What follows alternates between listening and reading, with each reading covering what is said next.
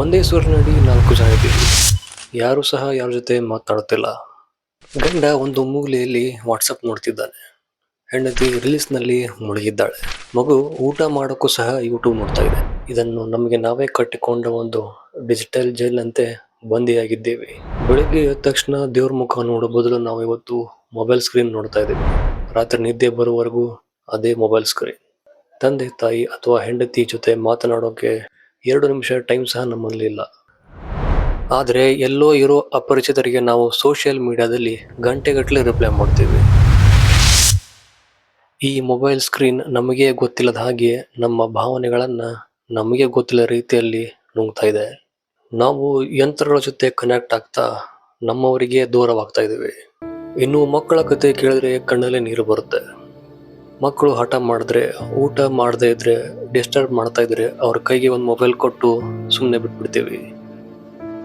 ಅದು ಎಷ್ಟರ ಮಟ್ಟಿಗೆ ಅಂದರೆ ಇವತ್ತು ಮೊಬೈಲ್ ಇಲ್ಲದೆ ಆ ಮಗು ಒಂದು ತುತ್ತನ್ನು ಸಹ ತಿನ್ನೋದಿಲ್ಲ. ನಾವು ಅವರಿಗೆ ಆಟಿಕೆ ಕೊಡೋ ಬದಲು ಡಿಪ್ರೆಷನ್ ಮತ್ತು ಒಂಟಿತನವನ್ನ ಗಿಫ್ಟ್ ಆಗಿ ಕೊಡ್ತಾ ಇದ್ದೀವಿ. ನಾಳೆ ಆ ಮಗು ದೊಡ್ಡವನಾದ ಮೇಲೆ ನಿಮ್ಮ ಜೊತೆ ಮಾತನಾಡದಿದ್ದರೆ ದಯವಿಟ್ಟು ಬೇಸರ ಮಾಡಿಕೊಳ್ಳಬೇಡಿ. ಯಾಕಂದರೆ ಅವನಿಗೆ ನಾವು ಮನುಷ್ಯರ ಜೊತೆ ಬೆರೆಯಲು ಕಲಿಸಲೇ ಇಲ್ಲ. ಹಾಗಿದ್ದರೆ ಈ ಡಿಜಿಟಲ್ ಜೈಲಿನಿಂದ ಹೊರಗೆ ಬರುವುದು ಹೇಗೆ?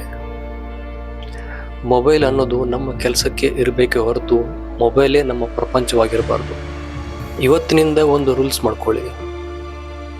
ಊಟ ಮಾಡುವಾಗ, ಮಲಗುವ ಮುನ್ನ, ಕುಟುಂಬದ ಜೊತೆ ಇರುವಾಗ ಮೊಬೈಲನ್ನು ದೂರ ಬಿಡಿ. ನಿಮ್ಮ ಮಕ್ಕಳ ಕೈಗೆ ಮೊಬೈಲ್ ಬದಲು ಪುಸ್ತಕ ಕೊಡಿ.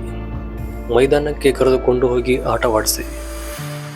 ನೆನಪಿರಲಿ ಸ್ನೇಹಿತರೆ, ನಾವು ಸತ್ತಾಗ ನಮ್ಮ ಸೋಷಿಯಲ್ ಮೀಡಿಯಾದಲ್ಲಿ ಇರುವ ಫಾಲೋವರ್ಸ್ಗಳು ಬಂದು ಎಂದು ನಮ್ಮ ಕಾರ್ಯವನ್ನು ಮಾಡೋದಿಲ್ಲ. ಕೊನೆಗೆ ಉಳಿಯುವುದು ನಮ್ಮ ರಕ್ತ ಸಂಬಂಧ ಮಾತ್ರ. ಈ ವಿಡಿಯೋದಲ್ಲಿ ಹೇಳಿರುವ ಮಾತು ನಿಮಗೆ ಸರಿ ಅನಿಸಿದ್ರೆ ಪ್ರತಿಯೊಬ್ಬರಿಗೂ ಶೇರ್ ಮಾಡಿ ಜಾಗೃತಿ ಮೂಡಿಸಿ. ಇದು ಕೇವಲ ಒಂದು ವಿಡಿಯೋ ಅಲ್ಲ, ಇದು ವಾಸ್ತವ.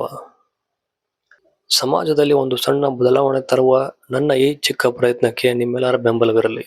ನಮಸ್ಕಾರ.